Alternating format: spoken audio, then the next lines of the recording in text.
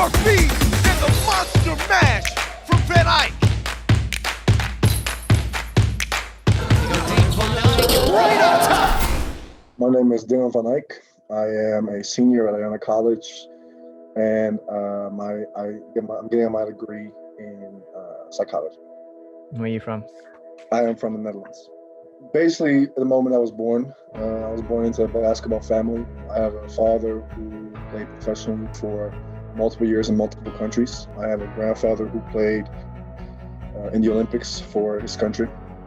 He's actually considered to be one of the best basketball players that his country ever had, especially back in that day. So I grew into it.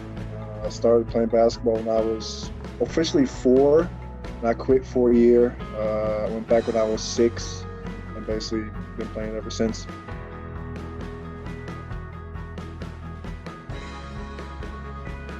Back in the Netherlands, if you want to play basketball, it's not like here in America. It's not like associated with school. It's like club teams. It was 5 minutes away from home. It was just local basketball. So every day from the age of 12 until the age of 17, 3 to 4 times a week, my parents would drive me 30 minutes to practice, and then I'd practice for an hour and a half, and then they'd drive me back.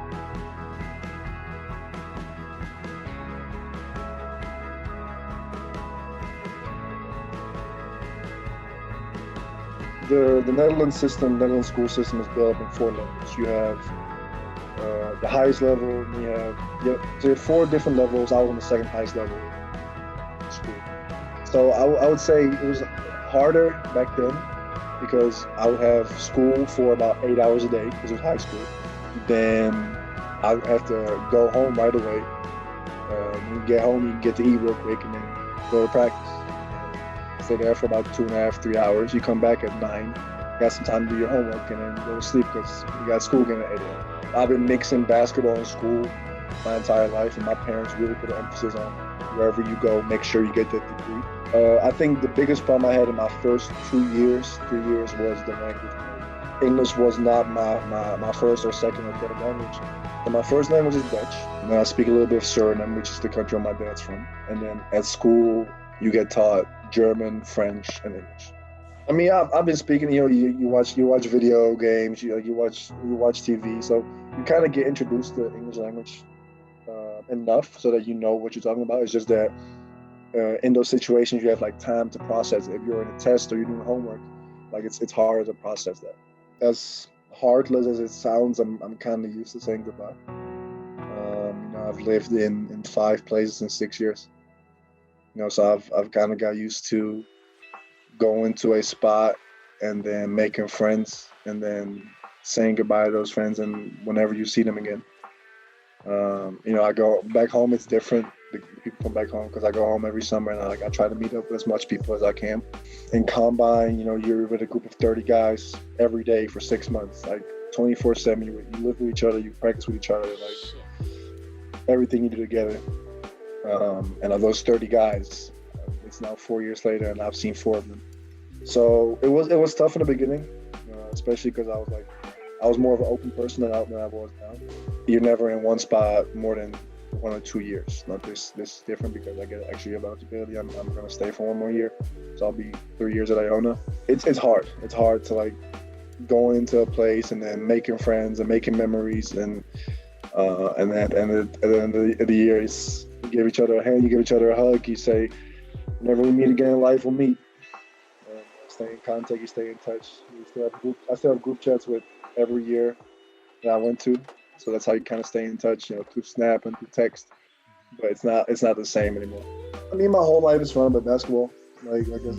My friends are always basketball players. Mostly it's either the roommates or the guys at the same position. Last year, I was very close with Parker Wise, who was my roommate. And then this year, very close to Asante Isaiah.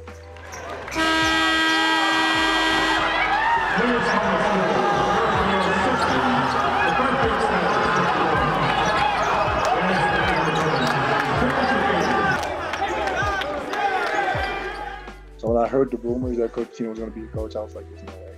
It's not going to happen. Then eventually it did happen, and it was that first time when he called me. It was a little nervous, but that was really the only time I was nervous meeting him. He made me comfortable right away, mainly because he doesn't like beat around the bush. He doesn't. He tells you straight up. He doesn't care if he hurts your feelings, especially like if it's basketball related. Like if he believes you have potential, he'll be straight up honest with you, no matter what he says. I think it was at one point. I think it was somewhere in February. I looked it up, and since the time that I came into America, I spent 120 days in quarantine, 112 days just free. I don't think I really have experienced the college life yet. I highly doubt I will experience it next year.